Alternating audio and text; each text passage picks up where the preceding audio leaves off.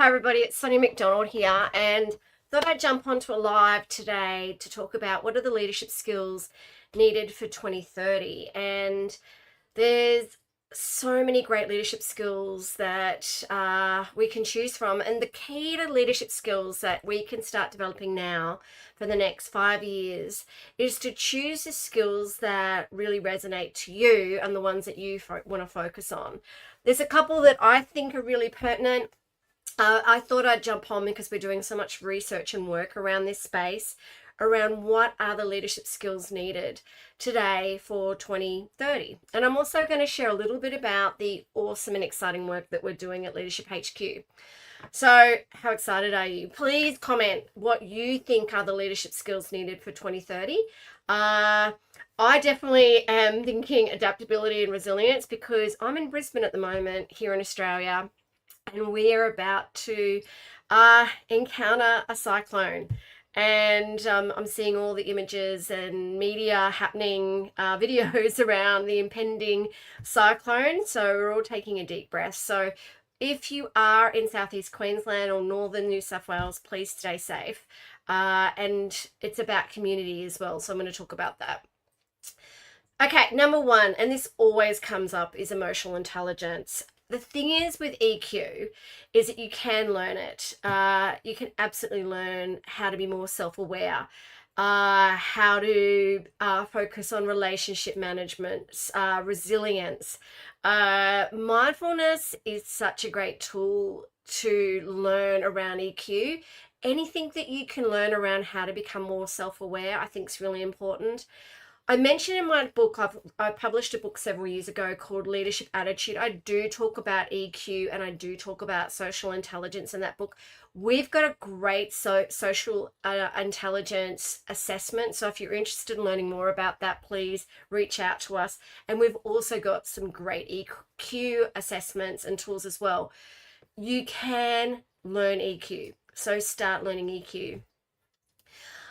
I think this is a superpower of leaders today. So if you can learn how to be adaptable and flexible in your leadership, I think that is really important. So adaptability, flexibility, again, that ties very, very well with EQ. So learning that skill. Remember, I'm going to be covering several skills here. So think about the skills that you think you would love to learn and to build your growth mindset around adaptability and flexibility. It's really interesting. We had all these things planned for the next few days, but with the cyclone, we had to be really adaptable. I think with COVID and things happening, like, there's so many things that are happening around the globe. Having that ability to be flexible and adaptable and going with the flow, staying present is really, really important. Communication skills. Look, this is always going to be a no-brainer when it comes to leadership. In particularly, like, I think listening skills, active listening skills, I call them present skills. Listening skills, being curious, watching your body language, watching your presence, watching your energy, how you're communicating via phone, via email, looking at your different communication channels, understanding your audience. Communication skills are just critical. So again, is communication something that you really need to work on? Think about what are the elements of communication skills that you do really need to learn and need to sharpen. Strategic thinking. Yeah, I think strategic thinking, using tools like pestle analysis, doing SWOTs. We do a lot of strategic workshops and we teach a lot about strategic leadership in our coaching and in our leadership program. So think about, is strategic thinking about vision, thinking about what's going on in the environment, having the ability to think more globally is really, really important. A lot of the leaders that we work with are very much caught in the weeds. The thing is, you kind of do need to step back and go, okay, what do we need to do strategically to actually, as a team, as leaders, as an organization, to really take the organization forward in terms of our vision and our mission.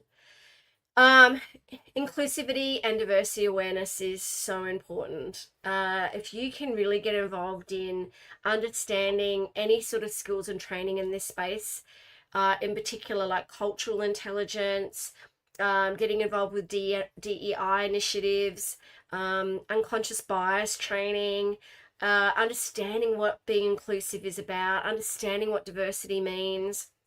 I think that would be partner with your HR team around this. We do cover unconscious bias and inclusive leadership in our training. We do a lot around inclusive and diversity and leadership. So I think if this is something you really need to work on, make sure you're sharpening this superpower and this skill, because it'll serve you so well for 2030. This is fundamental. Last year, I actually delivered at a HR summit, and if you're interested in the notes and the presentation that I delivered around AI and leadership, is a lot of us are getting very nervous about AI. I'm really excited about it. I believe that AI is never going to overtake human skills. So if you're able to really learn great human and leadership skills, then you are going to have that edge. It's leaders with AI that are going to overtake leaders without AI. So start to become technologically savvy and have that digital literacy as well. And use AI for the benefit of saving you time.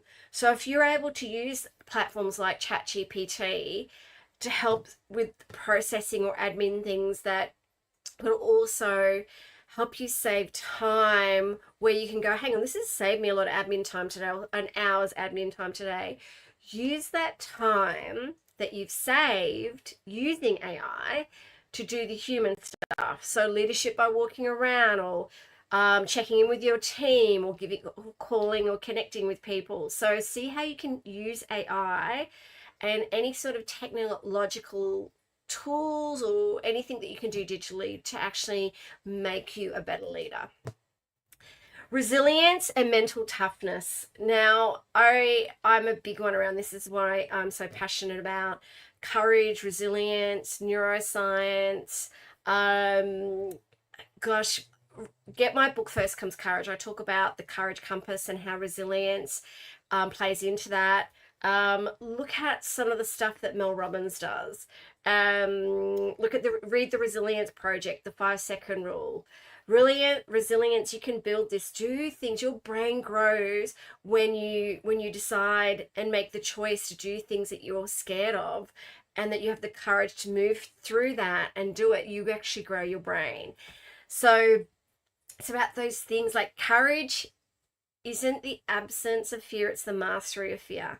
Look at Tim Ferriss's work around fear setting as well. We've got a fear mastery tool on my site, soniamcdonald.com.au. So check that out. It's free. Watch his Tim Ferriss's TED Talk on fear mastery. You know what? I want everyone to live a life of courage. So if you want to be a great leader, learn some resilience tools and skills. I actually jump onto the Leadership Association. We've got some great resources there, and join that association. It's only $95. It's the best $95 you will ever spend. So make sure that you check that out, because there's so many different tools and skills, and everything that we've got on all our platforms. Ethical judgment and integrity. Again, this is key. Everyone talks about integrity and ethical judgment, but it is about being ethical. It is about choices and decisions that you make that are not only going to be for the betterment of yourself, your team, your organization, the community, the world, and integrity. Like, do what you say you're going to do. If you make a mistake, say, I've made a mistake. Again, this is the center pole of leadership. If you don't have ethics and integrity, everything else falls apart. So this is really, really important. Learn how to delegate and empower others. This is a massive gap in lots of leaders that I work with. It's like, it would have saved me time if I just do it myself. However, the only way you can grow others around you, and also free yourself up to be more strategic, to be better at your communication, to be able to kind of like lead with vision, is to be able to delegate to others. And empower others and coach others. okay, it might take them longer to do it. However, you're actually going to be coaching and empowering the future generations. And that's really important. Okay, please learn this. If there's actually one skill this is a must have, is continuous learning and self-reflection. If you can daily do self-reflection weekly, get to know your values, self-reflect on your values, keep learning and growing, even if it's just 15 minutes a day, like 1% of your day. If you're on this amazing masterclass today, you are passionate about continuous learning. So make sure that you continuously learn. Join the Leadership Association. It'll be the best $95 to help you continuously learn. So definitely get into growth mindset. Sustainability and social responsibility has become very big. Talk to your organization about that. Learn what they stand for when it comes to sustainability and social responsibility. Think about how you can be also more sustainable, how you can make decisions that are about social responsibility and sustainability as well. So think about that and talk to your team about how can we be more socially responsible? How can we be more sustainable? Make that part of your agenda as a team and as an organization. Also, this is becoming a leadership style. I'm very passionate about empathy. I think empathy is a leadership style, but I also think collaboration is a leadership style. I still see organizations very much working in silos. How can we collaborate? How can we learn about each other, our teams? How can we become a high performance team? So it's about how are you collaborating? How are you collaborating together to be the best you can be great teams. We do a lot of high performance team work where we bring teams together around setting up team charters and how they're going to collaborate and work together. Read Legacy and Legacy by James Kerr and Five Dysfunctions of a Team by Patrick Lencioni. How do you collaborate? You're only as good as your team. So that is fundamental. Global and cultural agility. Now, I've been really honored. I've had opportunities to work and lead across the globe. And look, if you have or haven't had the opportunity to do that, I have learned so much from working overseas and also by working with different cultures and globally and understanding different perspectives, different mindsets, different belief systems, and how to think globally, how to think culturally. Having that agility is really important. Thinking about the different cultures and different demands and different perspectives of people that I work with and teams that I lead across the globe. So definitely if you want to learn that, and again, because we are one, right? Now that we're working remotely and flexibly, having that global cultural agility and mindset is even more important and will be more important for 2030. So, oh my gosh, I know. I'd love to know what your thoughts are. There's a lot there. There's a lot there that we've spoken about. And there's things like we've spoken about in terms of global cultural agility, learning that, collaborative leadership, sustainability, social responsibility, growth mindset, that continuous learning, self-reflection. Please take that away as a key to as a key superpower, right? Growth mindset and self-reflection. Delegation empowerment is going to be a key for 2030. How do we show ethics and integrity, resilience and mental toughness, being technologically savvy, digital literacy. Remember, I talked about leaders with AI. They're going to have the edge for 2030. Awareness around inclusivity and diversity. Inclusive leadership is huge. Strategic thinking, communication skills, in particular listening, okay, and your presence, adaptability and flexibility, and EQ. They're definitely, you can learn these skills. So think about, choose one skill per month or per week and go, okay, how am I going to build this? So I want to talk to you about, I'd love to know your thoughts. I'm going to talk to you a little bit about Leadership HQ and some of the great things that we're doing. And I'm hoping these slides come up because this is a little bit about us. And if you'd love to know more about Leadership HQ, go to the website. You can download this because I have been doing this now for over 17 years. I've been working and living and breathing the leadership space now for 33 years. I can't believe it. So a lot of the stuff we do is very innovative. It's very much around community. It's very research backed. It's very human centric. It's very customized. Leadership programs very much around first time leaders, emerging leaders, women leaders, senior leaders. We're very much around customization. We have a lot of stuff off the shelf, but we love to partner. It's about you. We also give micro credentials. You get my leadership books, weekly resources, coaching support. We have the most incredible team development workshops. Like Build a Bear, right? We have like Build a Workshop. They are really cool. We could do them virtual, hybrid, in person. Again, with all our programs and workshops, our Build a Bear are really cool, and you can see there's so many things to choose from when it comes to Build a Bear. We give pre and post reading and resources. We love it. We love doing our Build a Bed workshops and masterclasses, so reach out to us about that. We also do safety leadership, very much around our Safety 7 culture. Make sure you check that out, because our safety leadership workshops bring in neuroscience. We get rave reviews out of our safety leadership workshops, so definitely book a call with us if safety leadership is something that you're really passionate about, not only physical safety, but also psychological safety. We've got some incredible online programs. We've got a leadership impact program. We've got the Future Me program. We've got a women leadership program.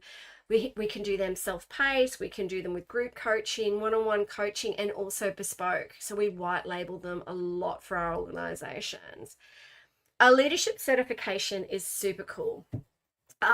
We give micro credentials in leadership. So if you undertake our group coaching programs, one-on-one coaching programs, our leadership programs, which we deliver either 6, 9, or 12 months, you get a certificate, and you also get micro credentials, which everyone loves, FYI. They are really awesome. We also do a lot of work in the construction and engineering space. We do alliance coaching, project charters. Again, when projects come together with several different stakeholders, we love helping organizations come up with a team or project charter and how to implement and embed those as well through leadership program, workshops, and coaching. We've been doing, I'd have to say, like, a lot of our work is executive and group coaching. It's very transformational. Having that trusted advisor working with you. I have a coach, I have a mentor, and it's probably, I think, fundamental when it comes to being a great leader. So wonderful to have that trusted advisor. Now, someone just said, does servant leadership work? Well, that will work. Yeah, I'm a huge fan of servant leadership. I mean, I know I talked about collaborative leadership. Empathy as a leadership style, definitely how you serve others. I believe that it is about being a servant leader. Now, someone's just written, all these points are excellent. It's just hard to be positive and intentionally passionate about leadership with how prevalent workplace bullying is. Oh, look, that makes me sad to hear that. And I've encountered bullying myself, so thank you for sharing that. Look, if you have a look, I have got a post around how to work with a-holes or how to work with bullies, or there's also a blog on if you follow my newsletter, I've got a couple of newsletters, and also go to Leadership HQ. I've got some incredible newsletters and points around how to deal with bullies.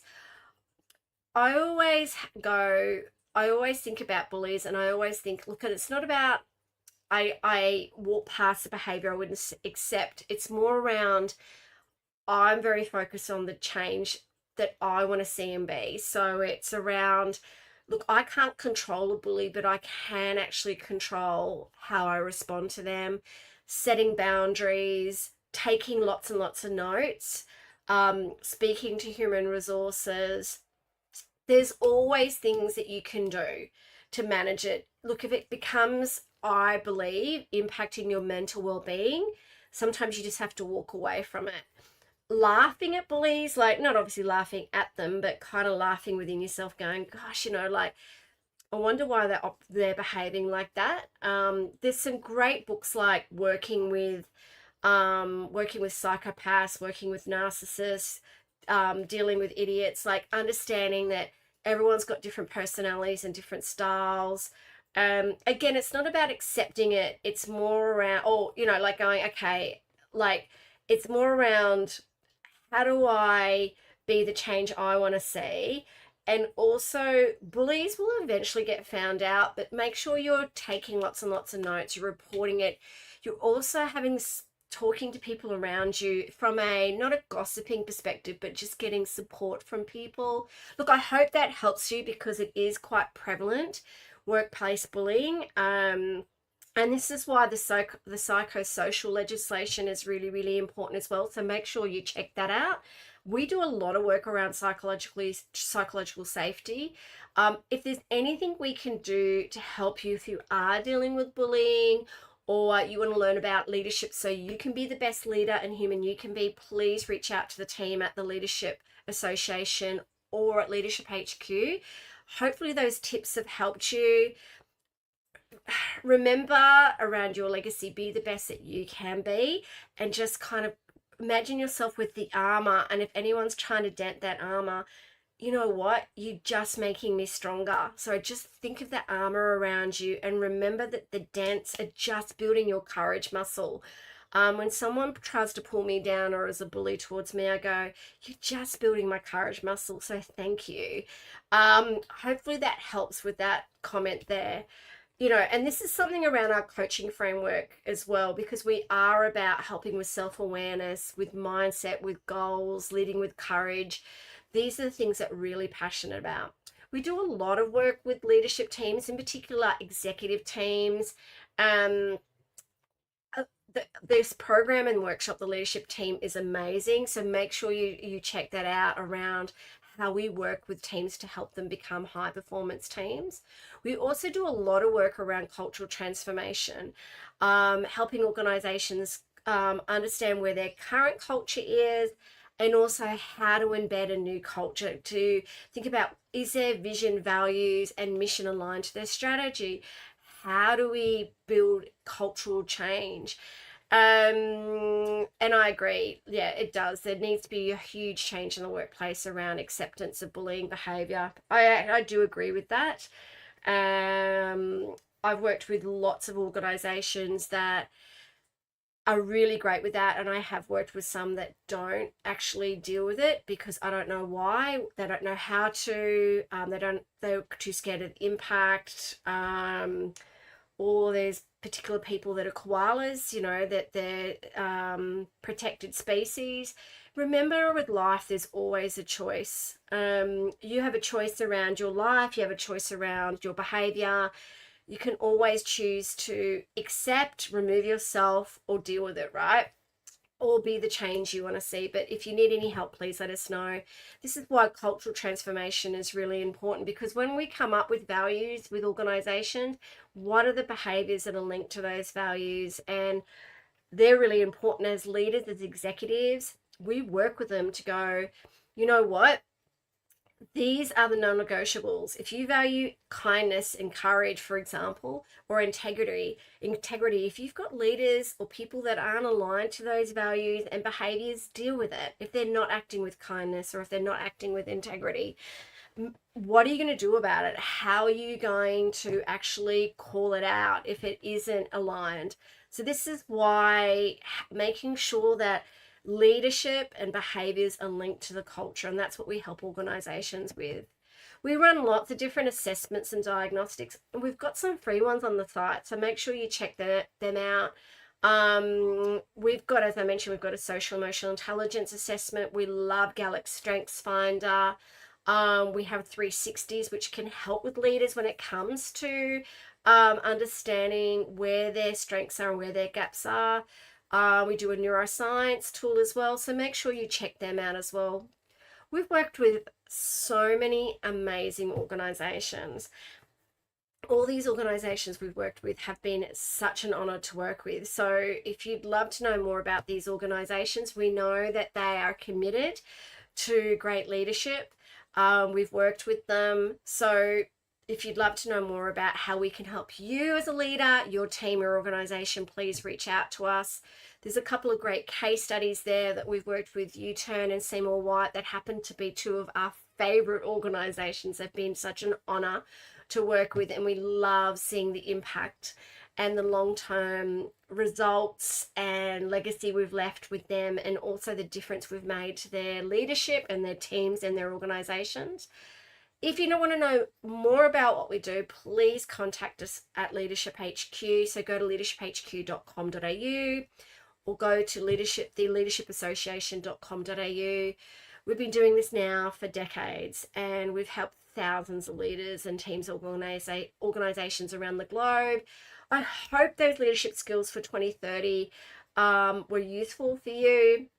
I'd love, again, if there's anything we can do to help or serve you, please reach out to us. Watch out for more masterclasses. If you want to actually get more access, go to the Leadership Association, because that organization is amazing for community connection and also lots more training and empowerment in leadership and courage.